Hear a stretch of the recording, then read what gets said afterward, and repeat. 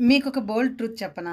మనం ఎవరి దగ్గర మోసపోతామంటే, మనం ఎవరినైతే బాగా నమ్ముతామో, గుడ్డిగా నమ్ముతామో, అండ్ ఎవరి మీదైతే అన్‌లిమిటెడ్‌గా ఒక ట్రస్ట్ పెట్టుకుంటామో, వాళ్ళ దగ్గరే మోసపోతాం. ఎందుకంటే, వాళ్ళకి తప్ప ఇంకెవ్వరికీ ఛాన్స్ ఉండదు. మనల్ని అంతలా మోసం చేయడము, మనల్ని అంతలా ముంచేయాలి అనుకోవడం వాళ్ళకే సాధ్యమైతదనమాట. ఎందుకంటే, బాగా నమ్మినోళ్ళే గదా! బాగా మంచి బహుమానాలిస్తారు. సో, ఆ బేసెస్‌తో వాళ్ళకే అనిపిస్తదనమాట. ఎలా మోసం జేయాలి? ఎలా మోసం జేయాలి? ఎత్తులకి ఎలా పై ఎత్తులెయ్యాలి అనే కాన్సెప్ట్‌తో ఉంటారు.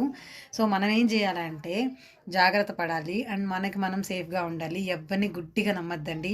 అది ఎవ్వరైనా సరే. కొంతమంది ఎలా ఉంటారంటే మంచిగా ఉంటారు.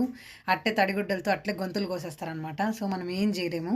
మనం మన జీవితంలో ఎవ్వరిని నమ్మగూడదు. అండ్ ఎవ్వరిని నమ్ముకోకూడదు. మనల్ని మనం నమ్ముకోవాలి. మన కోసం మనం బతకాలి. అండ్ మన ఫ్యామిలీ కోసం బతకాలి. వాళ్ళు, వీళ్ళు ఇలా ఉంటారు, అలా ఉంటారు, ఇలా జేస్తారు, అలా జేస్తారు అనుకుంటే మాత్రం మొత్తం రోడ్ల పాలై